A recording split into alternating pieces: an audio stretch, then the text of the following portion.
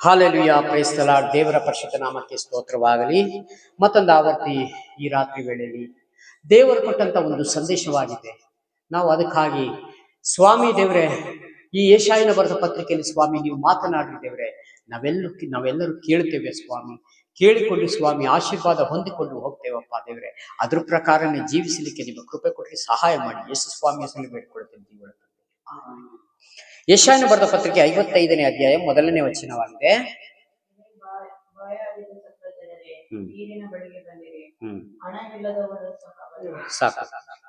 ಎಲೆ ಬಾಯಾರಿದ ಸಕಲ ಜನರೇ, ನೀರಿನ ಬಳಿಗೆ ಬನ್ನಿರಿ, ಹಣ ಇಲ್ಲದವನು ಸಹ ಬರಲಿ. ಹಾಲೆಲೂಯಾ. ಯಾರಿ ಲೋಕದ ಜನರೇ, ದೇವರ ವಾಕ್ಯವನ್ನು ತಿಳಿದವರೇ, ನೀವೆಲ್ಲರೂ ಬನ್ನಿರಿ. ಇಲ್ಲಿ ಕ್ರಿಸ್ತರಿಗೆ ಮಾತ್ರ, ದೇವರ ವಾಕ್ಯವನ್ನು ಅನುಸರಿಸಿ ನಡೆಯುವಂತವರಿಗೆ ಮಾತ್ರ ಅಲ್ಲ, ಸಕಲ ಜನರು ನೀವೆಲ್ಲರೂ ನನ್ನ ಬಳಿಗೆ ಬನ್ನಿರಿ. ನಿಮಗೆ ಹಣ ಇಲ್ಲದೆ ಅಂದ್ರೆ ಕ್ರಯ ಇಲ್ಲದೆ ನಿಮ್ಗೆ ಉದಾರವಾಗಿ ನೀರನ್ನು ಕೊಡ್ತೇನೆ. ನೀರಂದ್ರೆ ದೇವರ ವಾಕ್ಯವನ್ನು, ನನ್ನ ವಾಕ್ಯವನ್ನು ನಿಮ್ಗೆ ನಾನು ಉಚಿತವಾಗಿ ಪ್ರಕಟ ಮಾಡ್ತೇನೆ. ಹಾಲೆಲೂಯಾ. ಯಾರು ಹಣ ತೆಗೆದುಕೊಂಡು ಪ್ರಕಟ ಮಾಡುವ ಆ ರೀತಿ ಅಲ್ಲ. ಫ್ರೀಯಾಗಿ ನಿಮ್ಗೆ god gift and free gift. ದೇವರು ಉಚಿತವಾಗಿ ಪರಲೋಕ ರಾಜ್ಯಕ್ಕೆ ನಮ್ಮನ್ನೆಲ್ಲ ಸೇರಿ ಕರೀತಾ ಇದ್ದಾರೆ. ಹಾಲೆಲೂಯಾ. ಹಾಗಾಗಿ ಎಲೆ ಬಾಯಾರಿದ ಸಕಲ ಜನರೇ, ನೀರಿನ ಬಳಿಗೆ ಬನ್ನಿರಿ. ನೀರಂದ್ರೆ ನನ್ನ ಹತ್ರ ಬನ್ನಿರಿ, ನಾನು ನಿಮಗೆ ಎಂತೆ ಹಣವಿಲ್ಲದವನು ಸಹ ಬರಲಿ. ಬನ್ನಿರಿ, ನನ್ನ ಬಳಿಗೆ ಬನ್ನಿರಿ. ಹಣ ಇಲ್ಲದವನು ಸಹ ಬರಲಿ. ಬನ್ನಿರಿ, ಕೊಂಡುಕೊಳ್ಳಿರಿ, ಉಣ್ಣಿರಿ. ಹಣ ಇಲ್ಲದೆ ದ್ರಾಕ್ಷಾರಸವನ್ನು ಸಮೃದ್ಧಿಯಾಗಿ ನಿಮ್ಮನ್ನ ನಡೆಸ್ತೇನೆ. ನನ್ನ ವಾಕ್ಯವನ್ನು ಕೈಗೊಂಡು ನಡೆಯಿರಿ, ನೀವು ಅದ್ರ ಪ್ರಕಾರ ಜೀವಿಸಿರಿ. ಹಾಲೆಲೂಯಾ. ಈ ಲೋಕದಲ್ಲಿ ನಿಮಗೆ ಯಾವ್ಯಾವ ಸಮಯಕ್ಕೆ ಏನೇನು ಒದಗಿಸಿ ಕೊಡಬೇಕು ಅಂತ ಪರಲೋಕ ಯೋಚನೆ ಮಾಡ್ತದೆ. ಹಾಲೆಲೂಯಾ. ಪರಲೋಕ ಯೋಚನೆ ಮಾಡಿ ತಕ್ಕ ಕಾಲಕ್ಕೆ ನಿಮ್ಗೆಲ್ಲ ಒದಗಿಸುವಾತನು ಯೆಹೋವ ಈರೆ. ಯಾವಾಗ ನಾವು ದೇವರ ಒಳಗಡೆ ಹೋಗ್ತೀವಿ, ಇವೆಲ್ಲ ನಮ್ಗೆ ಆಶೀರ್ವಾದ ಹಿಂದೆನೇ ಬರ್ತಾವ. ಅದಕ್ಕೆ ನಾವು ಯಾವತ್ತು ದುಡಿಯಕ್ಕಾಗಿ ನಾವು ಈ ಲೋಕದಲ್ಲಿ ಗಂಟು ಮಾಡಿ ಇಟ್ಕೊಳ್ಳೋಕೋಸ್ಕರ ದುಡ್ದು, ನೀವು ರಾತ್ರಿ ಹಗ್ಗ ದುಡಿಯೋದ್ ಬೇಡ ಅಂತ ಹೇಳ್ತಾರೆ ಸ್ವಾಮಿ. ತನ್ನ ಭಕ್ತನಿಗೆ ನಿದ್ರೆಯಲ್ಲಿ ಆಹಾರ ಕೊಡ್ತಾರೆ, ಆತ್ಮಿಕ ಆಹಾರ ನಿದ್ರೆಯಲ್ಲಿ ಕೊಡ್ತಾರೆ. ನೀವು ಮಲಗಿದಾಗ ನಿನಗೆ ನಿದ್ರೆಯಲ್ಲಿ ಆತ್ಮಿಕ ಆಹಾರವನ್ನು ನಿನ್ನ ಆತ್ಮಕ್ಕೆ ದೇವರು ಹಾಕ್ತಾ ಇರ್ತಾರೆ. ಹಾಲೆಲೂಯಾ. ಹಾಗಾಗಿ ನಾವ್ ಯಾವತ್ತು ದೇವರನ್ನ ಹಿಂಜಾರಿ ಹೋಗ್ಬಾರ್ದು. ಏನೋ ಒಂದು ಕತೆ ಕೇಳ್ದೆ, ಏನೋ ಒಂದು ವಾಕ್ಯ ಕೇಳ್ದೆ, ನಾನು ಹೋಗಿದೆ, ಮತ್ತೆ ನಾಳೆ ಬರುವಾಗ ನಾಳೆ ಎಲ್ಲ ನೋಡ್ಕೊಳ್ಳೋಣ, ಹಾಗೆ ಇದ್ದಂಥವರು ಎಷ್ಟು ವರ್ಷಗಳಾದ್ರೂ ಹಾಗೆ ಇರ್ತಾರೆ. 1ನೇ ಕ್ಲಾಸಿಂದ ಮತ್ತೆ ಮುಂದೆ ಹೋಗುವುದೇ ಇಲ್ಲ ಅವರು. ಹಾಲೆಲೂಯಾ. ಅದಕ್ಕಾಗಿ ದೇವರು ಕರೆದಿಲ್ಲ. ದಿನೇ ದಿನೇ ನೀನು ಮಾರ್ಪಡ್ಬೇಕು. ದಿನೇ ದಿನ ಹೊಸ ರೀತಿಯಾಗಿ ನೀನು ಬದುಕಬೇಕು. ನಿನ್ನ ಮನಸ್ಸಿನಲ್ಲಿರೋ ಮೆಲ್ಲಕ್ಕೆ ದೇವರ ವಾಕ್ಯವನ್ನು ನಿಮ್ಮ ಒಳಗಡೆ ಹೋಗುವಾಗ ನಿಮ್ಮಲ್ಲಿರೋ ಕೆಟ್ಟತನ ಅಲ್ಲ, ಕೆಟ್ಟ ಮನಸ್ಸುಗಳು, ಕೆಟ್ಟ ನಡತೆಗಳು, ಕೆಟ್ಟ ಮಾತುಗಳು ಎಲ್ಲ ಆಟೋಮೆಟಿಕ್ ಹೊರಗಡೆ ಹೋಗ್ತದೆ ಪ್ರಿಯನೇ. ಹಾಲೆಲೂಯಾ.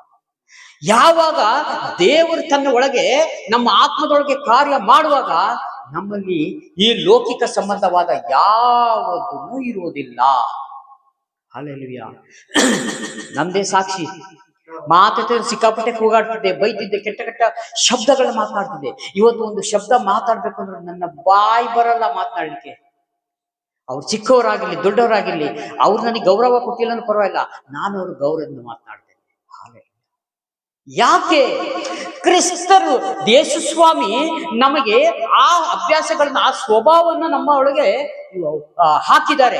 ಹಾಗಾಗಿ ಆ ಸ್ವಭಾವದ ಪ್ರಕಾರನೇ ನಾವಿಲ್ಲಿ ಭೂಮಿ ಮೇಲೆ ಬದುಕ್ತಾ ಇದೀವಿ. ಅಲ್ಲಿಗೆ ಅರ್ಥ, ಯೇಸು ಸ್ವಾಮಿ ಹೇಗೆ ನಡೀತಾ ಇದ್ದಾರೋ ಅದ್ರ ಪ್ರಕಾರ ಜೀವಿಸಲಿಕ್ಕೆ ನಾವು ಇಲ್ಲಿ ಪ್ರಯತ್ನ ಮಾಡ್ತಾ ಇದ್ದೀವಿ. ನಿಧಾನಕ್ಕೆ ಹೆಜ್ಜೆ ಮೇಲೆ ಹೆಜ್ಜೆ ಇಟ್ಕೊಂಡು ನಾವು ಹೋಗ್ತಾ ಇದ್ದೀವಿ. ಯಾವುದೇ ಕಾರಣಕ್ಕೂ ಲೋಕದ ಸಂಬಂಧಪಟ್ಟವಾದ ಮಾತುಗಳು, ನಡತೆಗಳು ನಮ್ಮಲ್ಲಿ ಇರಬಾರದು. ಶುದ್ಧಿಗೂ ಅಶುದ್ಧಿಗೂ ಹೋಲಿಕೆ, ಹೊಂದಾಣಿಕೆ ಆಗುವುದಿಲ್ಲ. ನಾವು ಶುದ್ಧಿಯಾಗ ಹೊರಟಿರೋರು. ಹಾಲೆಲೂಯಾ. ಅಶುದ್ಧಿಗಾರರಲ್ಲ. ಇದಕ್ಕೆ ಕರೆದಾತನ ನಂಬಿಕಸ್ಥನಾಗಿದ್ದಾರೆ. ಹಾಲೆಲೂಯಾ. ದೇವರ ನಾಮಕ್ಕೆ ಸ್ತೋತ್ರವಾಗಲಿ. ಈ ತರ ನೀವು ದಿನೇ ದಿನೇ ನೂತನ ಸ್ವಭಾವವನ್ನು ಧರಿಸಿಕೊಳ್ಳಿರಿ. ಮನುಷ್ಯನಂತೆ ನಾನು ಎರಡು ಮಾತಿನವನಲ್ಲ. ಮಾನವನನ್ನು ನೆಚ್ಚಬೇಡ್ರಿ. ಅವನ ಉಸಿರು ಹೋಗಲು ಅವನು ಮಣ್ಣಿಗೆ ಸೇರ್ತಾನೆ. ಅವನ ಸಂಕಲ್ಪ ಅವತ್ತೇ ಹಾಳಾಗ್ತದೆ. ಆಧಾರ ಕಾರ್ಡು, ಎಲ್ಲಾ ಕಾರ್ಡು, ಬ್ಯಾಂಕ್ ಬ್ಯಾಲೆನ್ಸ್ ಇಂದು ಎಲ್ಲ ಅವನ ಹೆಸರು ಡಿಲೀಟ್ ಆಗೋಗುತ್ತೆ ಸಿಸ್ಟಮ್ ನಲ್ಲಿ. ಅದಕ್ಕೆ ನಮಗೆ ಏನಾದ್ರೂ ಕೊರತೆಗಳು ಬಂದಾಗ ಮಣ್ಕಾಲಾಕಿ ಸ್ವಾಮಿ ಹತ್ರ ಬೇಡ್ಬೇಕು. ದೇವರೇ, ನನಗಿಂತ ಸ್ವಾಮಿ ಇಂತ ಕಷ್ಟ ಇದೆ. ದೇವರಿಗೆ ಗೊತ್ತು ನಿನಗೇನ್ ಪ್ರಾಬ್ಲಮ್ ಇದೆ ಅಂತ. ಆದ್ರೆ ನೀವು ಪ್ರಾರ್ಥನೆ ಮಾಡಿ ನಾನು ಕೊಡ್ತೀನಿ, ನಿಮ್ಗೆ ಒದಗಿಸಿ ಕೊಡ್ತೀನಿ ಅಂತ ಸ್ವಾಮಿ. ನಮ್ಮ ಪ್ರಾರ್ಥನೆ ಬಹಳ ಮುಖ್ಯ ದೇವರಿಗೆ. ಹಾಗಾಗಿ ಪ್ರತಿ ದಿವಸವೂ ನಾವು ಭಾನುವಾರ ಕ್ರಿಸ್ತರಾಗಿ ಮಾತ್ರ ದೇವರು ನಮ್ಮನ್ನ ಎಲ್ಲೂ ಕರೆದಿಲ್ಲ. ಯಾವಾಗಲೂ ನಾವು ಅವರೊಳಗೆ ಇರಬೇಕು. ಯಾವಾಗ್ಲೂ ಬಾಕ್ಲು ಬಂದು ಬಡದಾಗ ಯೇಸು ಸ್ವಾಮಿ ಮನೆ ಬಾಗಿಲಿಗೆ ಬರ್ತಾರೆ. ಅಂದ್ರೆ ಮನೆ ಬಾಗಿಲಲ್ಲ, ಹೃದಯದ ಬಾಗಿಲು, ಆತ್ಮಿಕವಾದ ಆತ್ಮದ ಬಾಗಿಲನ್ನು ನೀವು ತೆರೀರಿ.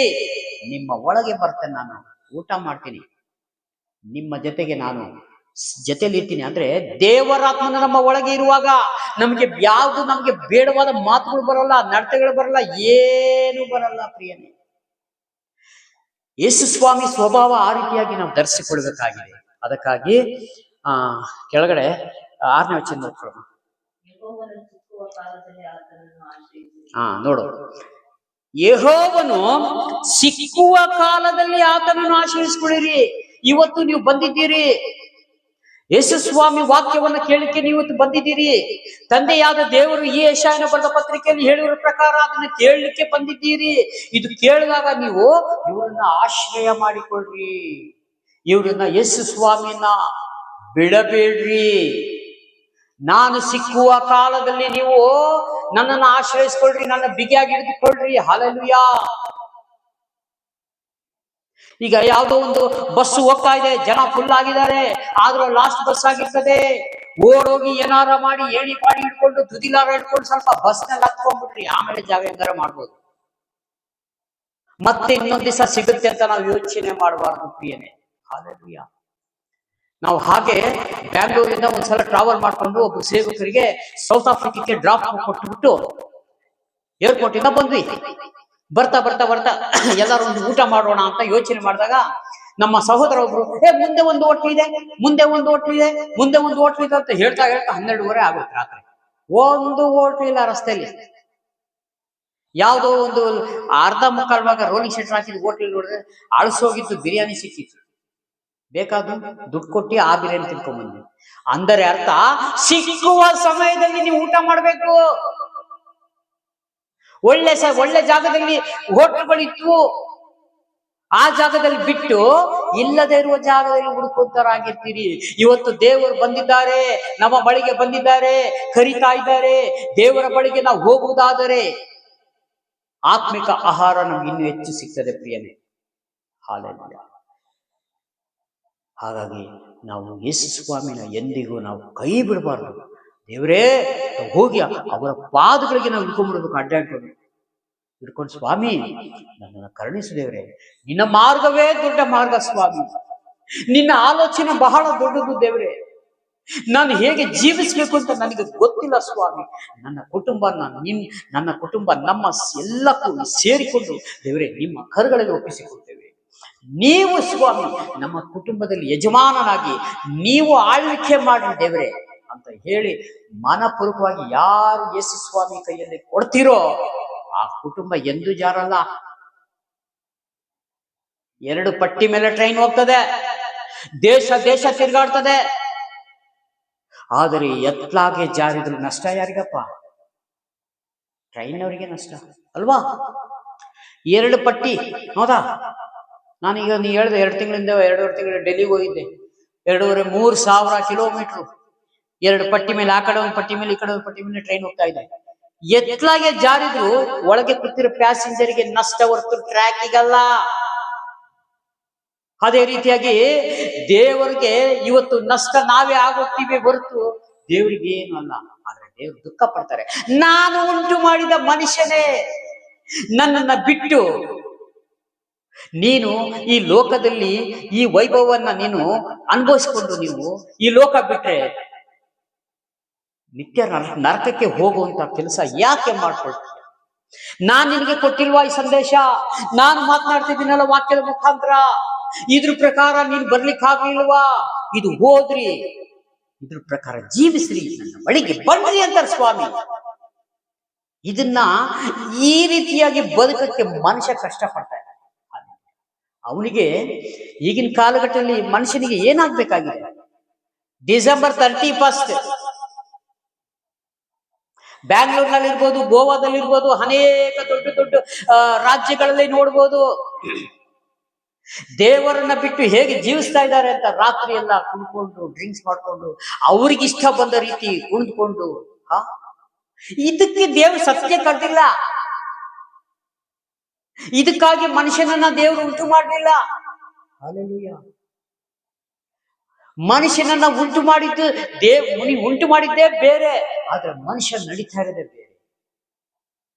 ಅದಕ್ಕೆ ಸಕಲ ಜನರೇ ನನ್ನ ಬಳಿಗೆ ನೀರು ಕೊಡ್ತೇನೆ, ನಿಮಗೆ ಹಣವಿಲ್ಲದೆ ಕೊಡ್ತಾ ಇದ್ದೇನೆ, ಬನ್ರಿ ಕುಡಿರಿ ತೃಪ್ತಿ ಪಡ್ರಿ ಅಂತಾರೆ.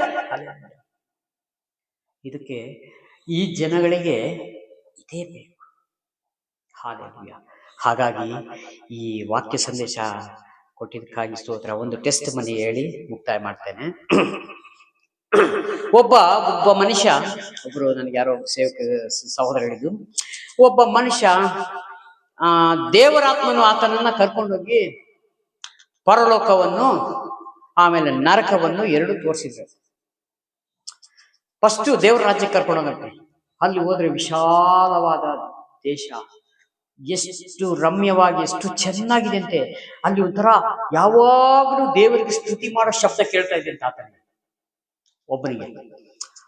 ಅವಾಗ ದೇವದೂತರು ಕೇಳ್ತಾರಂತೆ, ಮನುಷ್ಯನೇ ನೋಡಿ ಎಷ್ಟು ಚೆನ್ನಾಗಿದೆ ರಾಜ್ಯ, ನಿಮಗೆ ಈ ರಾಜ್ಯಕ್ಕೆ ದೇವರು ಕರೀತಾ ಇದ್ದಾರೆ. ಅವ್ನು ನೋಡ್ಬಿಟ್ಟು, ಓ ಇದೇನ್ರಿ ಇದು ಈ ತರದ ನಮ್ಮ ಊರ್ನಲ್ಲೂ ಚರ್ಚ್ಗಳಿದೆ, ನಾವು ಈ ರೀತಿಯ ಪ್ರಾರ್ಥನೆ ಮಾಡ್ತಾ ಇದೀವಿ ಅಂದಂತೆ. ಹೌದಾ, ಸರಿ, ಇನ್ನೊಂದು ರಾಜ್ಯಕ್ಕೆ ಕರ್ಕೊಂಡು ಹೋಗ್ತೀನಿ ಬಾ ಅಂತ ಅಲ್ಲಿ ಕರ್ಕೊಂಡೋಗಿದ ತಕ್ಷಣ ಒಂಥರ ಹರ್ಷ ಶೋರೂಮ್ ತರ ಮುಂಗಡೆ ಒಳ್ಳೊಳ್ಳೆ ಕಲರ್ ಲೈಟ್ ಜೋರ ಎಲ್ಲ ಇತ್ತು. ಅವನಿಗೆ ಅಲ್ಲಿ ಕರ್ಕೊಂಡೋಗಿ ತೋರಿಸ್ಬಿಟ್ಟು ಅವ್ನಿಗೆ ಹೇಳ್ತಾರೆ, ದೇವದೂತರು ಹೇಳ್ತಾರೆ, ಇದು ಹೇಗಿದೆಯಪ್ಪ, ಏನ್ ಕಲರ್ ಲೈಟ್ ಇದೆ, ಇದನ್ನ ನಾನು ಕೇಳ್ತಾ ಇದ್ದೀನಿ ಅಂತೆ. ಅವಾಗ ಡೋರ್ ತೆಗೆದ ತಕ್ಷಣ, ಡೋರ್ ನೋಡ್ ಒಳಗಡೆ ಏನಿದೆ ಅಂತ ಡೋರ್ ತೆಗೆದ ತಕ್ಷಣ ದುರಾತ್ಮ ರಬಕನಿಗೆ ಇಟ್ಕೊಂಡು ಒಳಗೆ ಹೇಳ್ಕೊಂಡು ರಪ್ ಅಂತ ಬಾಕ್ಲಾಗ್ತದೆ. ಒಳಗಡೆ ರಿಮೀಟ್ ಅಲ್ಲಿ, ಅಯ್ಯಯ್ಯೋ ಅಮ್ಮಮ್ಮ ನನಗೆ ಈ ಕಷ್ಟ ಬೇಡ ಸ್ವಾಮಿ, ನನ್ಗೆ ಅದ್ಬೇಕು ಅಂದ್ರೆ, ನೀನ್ ಈ ಲೋಕದಲ್ಲಿ ಯಾವುದನ್ನ ಆರಿಸ್ಕೊಂತ ಇದೀಯಾ, ನೀನ್ ಯಾವುದನ್ನ ನೀನ್ ಬೇಕು ಅಂತ ನೀನು ಮನಸ್ಸಾರೆ ಪ್ರೀತಿಸ್ತಾ ಇದೆಯೋ, ನಿನ್ಗೆ ಅದೇ ಸಿಗತ್ತೆ ನ್ಯಾಯ ತೀರ್ಪಿನ ದಿವಸ. ಇಲ್ಲಿ ಮನುಷ್ಯ ಹತ್ರ ನಾವು ನಟನೆ ಮಾಡ್ಬೋದು, ದೇವರ ಹತ್ರ ಏನೂ ಇಲ್ಲ. ಈ ಗೋಡೆ ಮರ ಇಲ್ಲ, ಈ RCC ಮರ ಇಲ್ಲ, ಏನೂ ಇಲ್ಲ. ಇವತ್ತು ನಾವು ಡೈರೆಕ್ಟ್ ಪರಲೋಕದಲ್ಲಿ ದೇವ್ರು ನಮ್ಮನ್ನು ನೋಡ್ತಾ ಇದ್ದಾರೆ. ಇಲ್ಲಿ ಡೈರೆಕ್ಟ್ ಇಲ್ಲಿ ಮೇಲ್ಗಡೆ ಮನೆಯವರಿಗೆ ನಾವು ಕಾಣಲ್ಲ, ಈ ಕಡೆ ಮನೆ ಮನೆಯವ್ರಿಗೆ ಯಾರು ಕಾಣ್ತಾ ಇಲ್ಲ. ದೇವರಿಗೆ ಬಿಲ್ಡಿಂಗೇ ಅಲ್ಲ, ಎಲ್ಲ ಓಪನ್. ಆತನನ್ನು ನಾವು ಮುಚ್ಚುಮರೆ ಮಾಡಕ್ಕಾಗ್ತದ? ಕುಮಾರ ಯಾರು, ಜೇಸು ಯಾರು, ನಮ್ಮನೆಯವರು ಯಾರು, ನಾನು ಯಾರು ಅಂತ ಗೊತ್ತು ಆತನಿಗೆ. ಸತ್ಯವಾಗಿ ನೀವು ನಡೆಯುವುದಾದರೆ, ನ್ಯಾಯಬದ್ಧವಾಗಿ ನಡೆಯುವುದಾದರೆ, ನನ್ನ ವಾಕ್ಯವನ್ನು ಕೈಗೊಂಡು ನೀವು ನಡೆಯುವುದಾದರೆ, ಪರಲೋಕ ರಾಜ್ಯ ನಿಮ್ಮದೇ. ಹಲ್ಲೆಲೂಯಾ. ಇಲ್ಲಿ ಕೇಳಿ ಹರ್ಷಾಶೋರಂ ತರ ನಾವು ಅದನ್ನೇ ಬೇಕು ಅಂದ್ರೆ ಮುಗಿದ ಕತೆ. ಹಾಗಾಗಿ ಈ ಕೊಟ್ಟಂತ ವಾಕ್ಯ ಸಂದೇಶಕ್ಕಾಗಿ ಸ್ತೋತ್ರ, ಚಿಕ್ಕ ಪ್ರಾರ್ಥನೆ ಮಾಡಿಕೊಳ್ಳೋಣ. ಹಲ್ಲೆಲೂಯಾ. ಪ್ರೀತಿ ಸ್ವರೂಪನಾದ ದೇವರೇ, ರಾಜಾದಿ ಲೋಕಕ್ಕೆ ರಕ್ಷಕರು ಬೆಳಕುವಾಗಿರುವ ನಮ್ಮ ದೇವರೇ, ಮಹಿಮೆ ಅರಸಲು ನೀವು ಸ್ವಾಮಿ ಯೇಸು ಸ್ವಾಮಿ ಹೆಸರಲ್ಲಿ ಬೇಡಿಕೊಳ್ಳುತ್ತೇನೆ. ಜೀವವುಳ್ಳ ಪರಲೋಕ ತಂದೆ, ವಿಡಿಯೋ ಮುಖಾಂತರ ನೋಡುತ್ತಾ ಪ್ರತಿ ಸಹೋದರ ನೆನೆಸಿ ನಿಮ್ಮ ಕರಗಳಲ್ಲಿ ಒಪ್ಪಿಸ್ಕೊಡ್ತೀನಿ. ಪ್ರಾರ್ಥನೆ ಕೇಳಿದಕ್ಕಾಗಿ ಸ್ತೋತ್ರ. ಯೇಸು ಸ್ವಾಮಿ ಹೆಸರಲ್ಲಿ ಬೇಡಿಕೊಳ್ಳುತ್ತೇನೆ, ಜೀವವುಳ್ಳ ತಂದೆ, ಆಮೆನ್. ನನ್ನ ಮನವೇ ಯೆಹೋವನನ್ನೇ ಕೊಂಡಾಡು, ನನ್ನ ಸರ್ವದಗಳ ಪರಿಶುದ್ಧ ನಾಮವನ್ನು ಕೀರ್ತಿಸಿರಿ. ನನ್ನ ಮನವೇ ಯೆಹೋವನನ್ನೇ ಕೊಂಡಾಡು, ಆತನು ಮಾಡಿದ ಸಕಲ ಉಪಕಾರಗಳನ್ನು ಒಂದನ್ನು ಮರೆಯಬೇಡ. ನಮಗೆ ಜಯ ಕೊಟ್ಟ ದೇವರಿಗೆ ಸ್ತೋತ್ರ ಮಾಡೋಣ. Hallelujah, hallelujah, hallelujah. ಸ್ತೋತ್ರ.